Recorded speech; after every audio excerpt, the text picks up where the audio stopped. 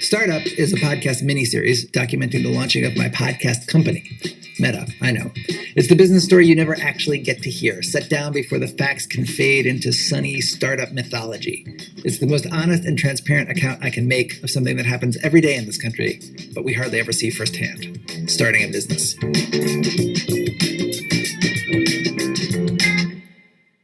Pitching a business and suffering from a delusional mood disorder look remarkably similar. You're claiming that there's this thing, a thing that doesn't exist yet, and that only you can see. And it's such a valuable thing that people should happily hand you millions of dollars so that you can build it. Convincing others is hard. But what I was finding, keeping myself convinced, that was hard too. I'm not feeling a lot of confidence. You are not feeling a lot of confidence? Why? I don't know what the fuck I'm doing. Okay, so let me set the scene. It's the night before I'm about to head out of town for a couple of days. I'd planned to spend the whole day with my family, taking my kids, Calvin and Samira, to the zoo, but my creaky old laptop finally broke, so I went out and bought a new one, which meant I had to buy a whole bunch of new software, which meant I had to spend hours on the phone with various customer service people trying to determine which updates and plugins I needed to install. It's 11 o'clock, I haven't packed, and it's the first time I've had a chance to talk to my wife all day. So naturally, I'm whining. I'm like spending money left and right. I spent $3,000 today. I know. Wait, as I'm about to quit my job, I'm just one guy with this stupid little plan. And there's like a gazillion people out there with better plans that are going to make more money. That people want to invest in more than me. I don't know. It just feels like I know. It just feels like all of a sudden I'm just like, what am I doing? Why am I? who am I? And I don't know. I know. I mean, I just feel like you have, like, if they're ever going to invest in one guy with like a dinky plan, then that guy would probably be you. Another rousing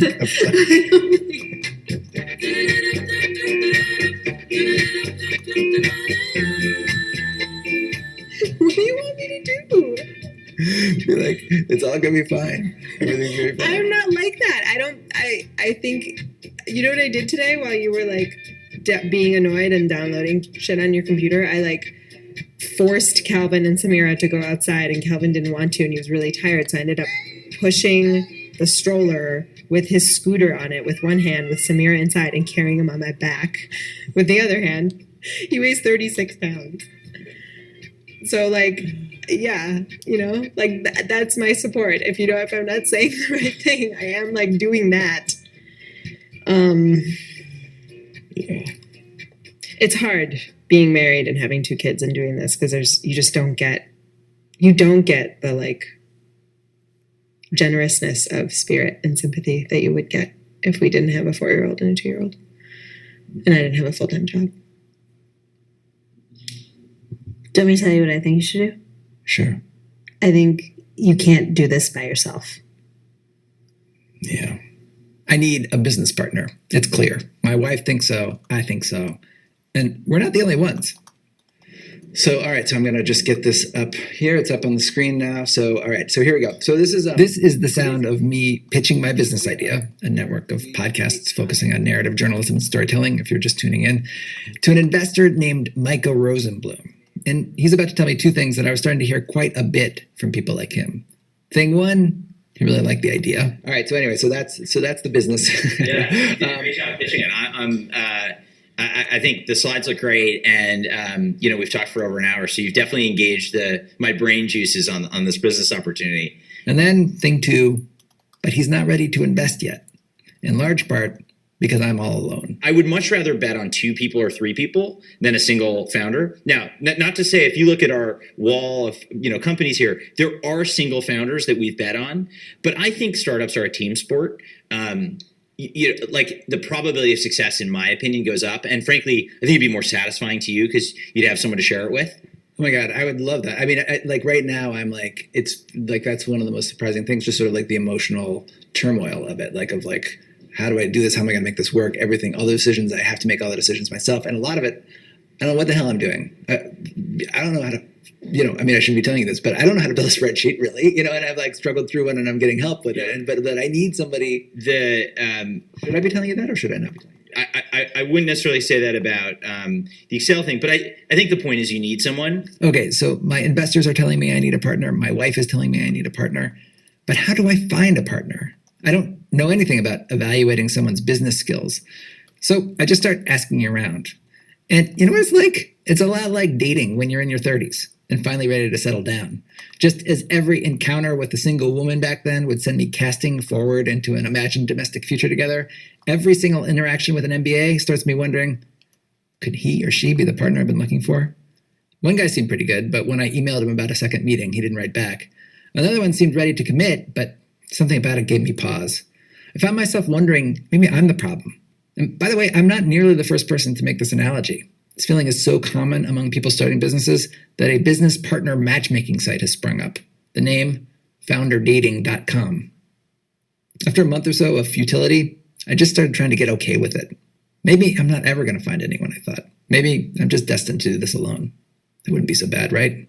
I mean, it's not the way I imagined it, but lots of people have very happy, successful businesses doing it by themselves. And then I met Matt. I created a new file, which, as you can see, it's called Conservative Operating Model. Matt Lieber, former public radio producer, left and got an MBA from the Sloan School of Management at MIT. For the past several years, was a management consultant at the Boston Consulting Group. In short, the businessman of my dreams. We met through a mutual friend. We got together one weekend over beers and I told him about my idea. He was really intrigued, said he'd been thinking someone should do this for a long time. He liked his job and all, advising huge companies about how to grow their businesses. But his heart, he said, his heart was still in radio. Things got serious between us quickly. During one of our first meetings, I was telling Matt about how some potential investors were asking to see a business plan, but I didn't really have any idea what that was or how to make one. A week or so later, Matt sent me one. 7 pages, broken down into sections: executive summary, route to market, execution, and monetization. In the email, he even apologized for not including a financial pro forma, but told me he'd get me one soon. Matt told me he was just going through the motions at work. All he was thinking about was his business. Couldn't get it off his mind.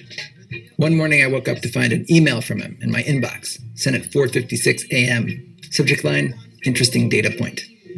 Meanwhile, in meetings with investors, I'd begun referring to him as my partner. But he was still at his other job, due for a promotion in just a month or so. It was exciting to be sneaking around like this on nights and weekends and take all the help I could get. I was just so lonely. But at a certain point, we needed to make some decisions. So one afternoon, we finally had the conversation.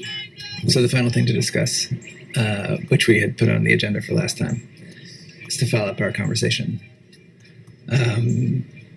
of where we see this relationship going. Yeah, checking in on it. Right. Right? Yes. Yeah. Well,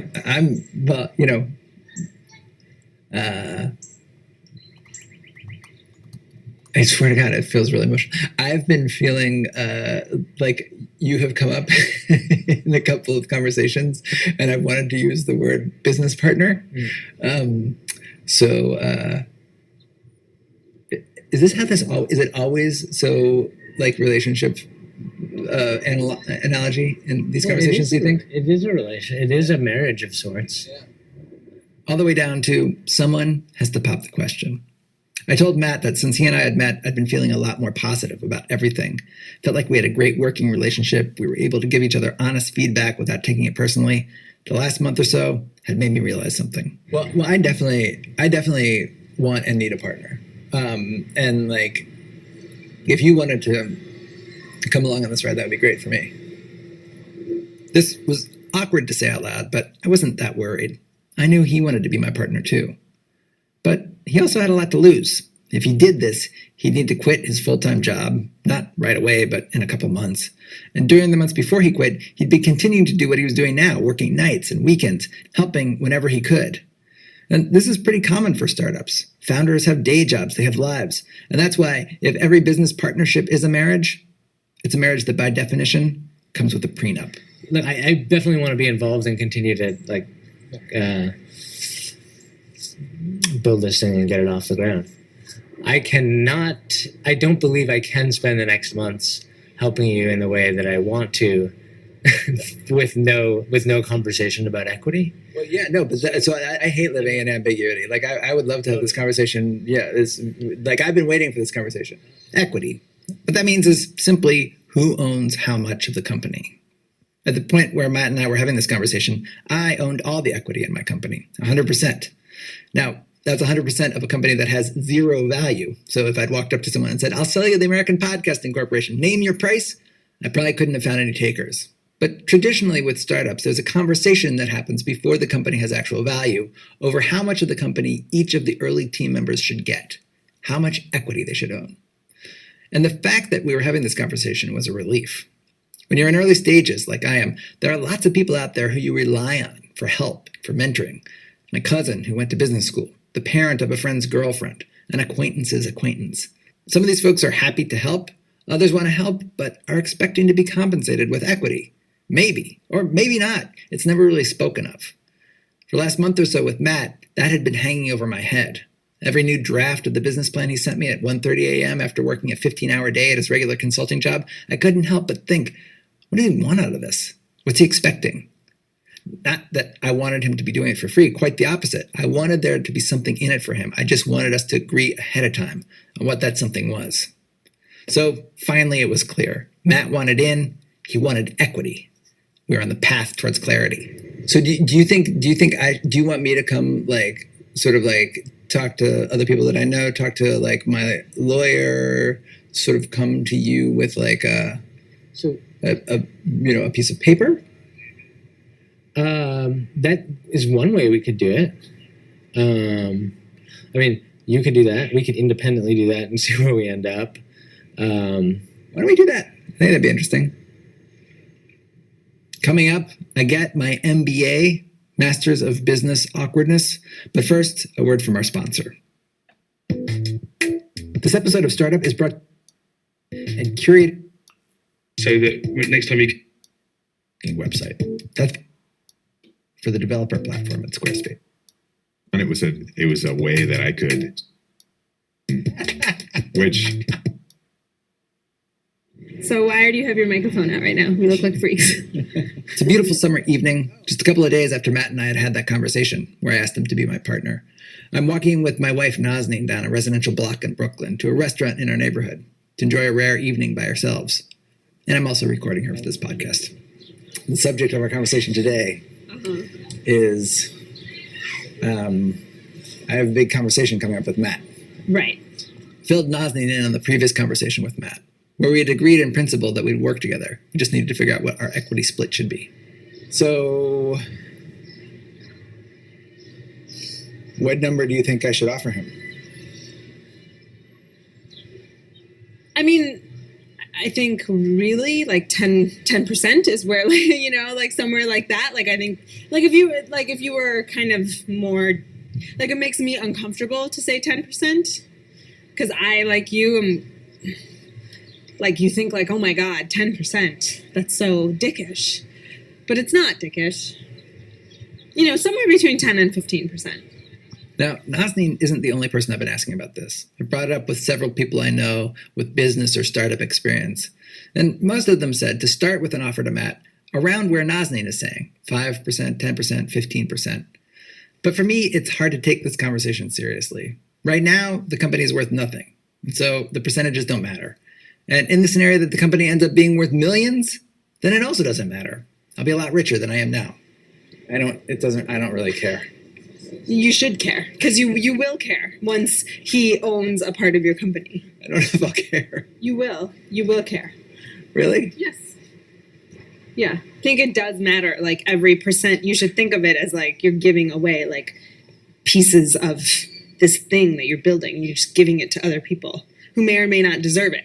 Right. And so like you're going to be working really, really, really hard and putting a lot of your time and money into it and you're just giving it away. And so like it should be hard for them to get it from you. Not easy. And you should think about it like you're giving away like little pieces of your fingers. You are. My fingers were utterly imaginary. The day for our conversation finally arrived. Matt and I sat outside in my building's common area. We talked through a bunch of other issues that we had to discuss, and finally got to the equity part. Matt went first. When I look at the breakdown, I'm thinking of like high 40s to low 50s, so like a 47-53 or something in that range. All right. I was afraid you were going to say that. So the way I've been thinking about this is sort of like I've been talking to various people about like what would be a fair situation,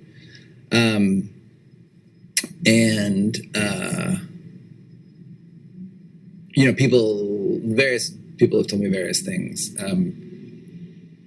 but nobody, like the highest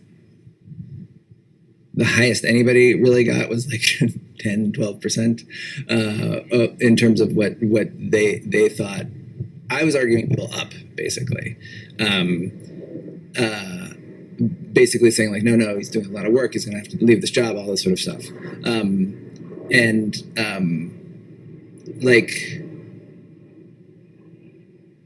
What I'm hearing you saying so far is I've talked to a bunch of people who've done this before. When I tell them the situation, they're like, it could be 98-2 or it could be 90-10, but it's nowhere in the realm of what you're talking about. Yeah. But And I'm not. that is definitely a standard by which to judge what is fair. Right. That is one standard. I think there are multiple. I kind of gave you what I thought were my standards. But what do you think? Like underneath that, like what is important to you? Right. Like is it important? Here are some examples of things that could be important. It is important that I be the CEO. It's important that I be in charge. It's important that this be my company. It's important that I own, 80+% of the company. That could be a thing. Tell me what is really important to you, because I think it'll help me to understand. Well, so I definitely. So I feel like there's like I think. What I don't want to. The truth is, I don't know what to say here, because my main worry is something I'm afraid to admit out loud. I'm worried about being exposed as a rube or a sucker. I'm worried about what other people are going to think if I go back and tell them, to use my wife's analogy, that I gave away half my fingers. Still, giving him 47%, that did feel too high. I tried to focus on why it felt wrong. I'm key to the success of the company, and I feel like, and I want to feel like that I want to feel that is reflected in the cap table, I guess. There's a subtext to the I am key to the success of this company, which is you are not. You meaning me. And so do you believe that I'm key to the success of the company? I believe that you are. Absolutely. Absolutely. No, that's why we're having this conversation. First of all, is this the way all business happens? You think it's about numbers and bottom lines, but really it's just about raw feelings? Do you respect me? Do you value me? I can't imagine doing this for the numbers that you're talking about. I just can't imagine doing it. Because if it's 90-10, I'm like, now it's a job. Right. And in a job, I'm not going to and then you're the boss. I'm just not interested in that. And I don't think that will make the company succeed. 10% is just not I can't give this what it needs of me at that level. And honestly, I can see Matt's point. If I were him, I wouldn't have done it for what I was suggesting, probably. Leave my good job for a tiny minority stake in a company that odds suggested would fail anyway. And of course, he had his own friends and advisors who were seeing things from his perspective, saying, you're amazing, you've got this great job that earns a lot of money. If you're going to chuck all that, you have to make sure that you get a stake that's worth it to you. We ended the conversation without ever coming to terms, and we went home to debrief with our wives. I knew I was going to be recording my conversation with my wife, and so Matt and I agreed that he would record his conversation as well.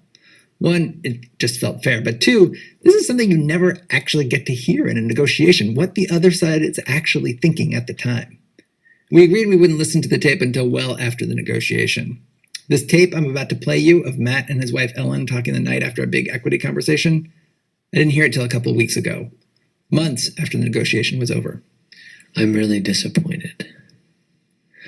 I don't think I totally processed it while we were talking, but now I actually think he wasn't thinking of it as co-founders at all, even though he used that word before. Were you were you really surprised at the number he chose? Were you expecting he was going to say, these past 2 months have been so great, you've really helped me evolve my thinking about this company, and I see you as super valuable to the creation of it, so let's go 50-50? No, I knew he wasn't going to go 50-50 because, so yes, I was extremely surprised at 10% and sort of, and I was resentful of it because I thought it devalued what I had contributed and devalued my potential and my commitment that I've shown. But maybe he doesn't see it that way. Maybe he sees me as like a consultant who's helping him get this off the ground, which was sort of originally in the first 2 meetings that we had, that was sort of the setup. But I had thought we'd move beyond that. And so yeah, I was really surprised. Of course, back at my house that night, I didn't know any of this. But still, I was feeling bad about the way it had all gone down. I had been thinking of Matt as a consultant who was helping me get the business off the ground. But at the same time, I was also thinking of him as a partner who was going to help me build everything from scratch. Of course, you can't be both. It's too hard to start a business without a partner. Yeah, you need a partner. You also need someone who's going to like challenge your ideas and push you to do things in a weird way. And I don't know. Force you to think about money and. Yeah. So how high should I go? I think you should go no higher than 30%. Back to Matt and Ellen. Like there's a simple mathematical equation, which is he came to 15% today, I came to 45%. If you meet in the middle, that's 30%. That would be one way to divide the pie. But I can't do that. And I feel like his whole perspective on this is kind of like, you're trying to put one over on me, and therefore I'm going to try to do the same. Mm-hmm. And that's what the whole like positional bargaining of like, I'm going to go really low and you're going to go really high is. Mm-hmm. I don't know. It's kind of a bummer. I know. I can tell you're very upset. I'm disappointed because it seems like such a waste of potential. Like this seemed like such a good potential partnership. Oh well. Let's see. Maybe there is a way forward. Matt and I had made plans to meet for lunch the following day to continue our discussion. I'd spent all the intervening hours reading everything I could on the internet about how to split equity among co-founders. There are elaborate spreadsheets you can fill out that help you calculate equity splits down to the decimal. Whose idea was it? Give yourself 1 point. Who's got the most experience? That's another point. But then there's this whole other school of thought that says it's not worth fighting over at all. You should just split everything 50-50. And the 50-50 idea was endorsed by this very successful venture capitalist guy in New York, this guy named Fred Wilson. In other words, there was literally no right answer. And I actually found that really liberating. Everyone out there, everyone who starts a business, they have to come up with their own answer. And so Matt and I were free to come up with ours.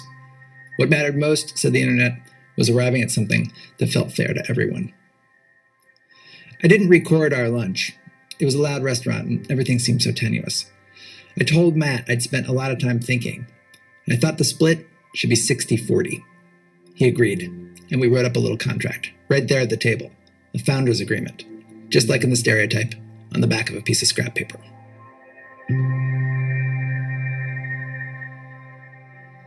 1, 2, 3, 1, 2, 3. No, I'm not here. Are you plugged in? And then we talked about it afterwards. You were really bummed out after that conversation. Oh yeah. I'm sorry about that. Thank you for your apology, but that's okay. You thought that it was over, basically, or you were worried that it was over. Yeah. So we left that restaurant, I was really happy. Okay. I was so happy. Yeah. I was so happy too. I was so relieved and so happy and so shocked by how all the things that I thought I was going to feel, I did not feel at all. You thought you were gonna feel regret at having given away too much. Sort of, or Yeah. something. And I didn't feel that at all. I felt the opposite. I felt relief. I wasn't alone anymore. I had a partner. We had successfully divided up a company worth nothing, and now we had to make it worth something together.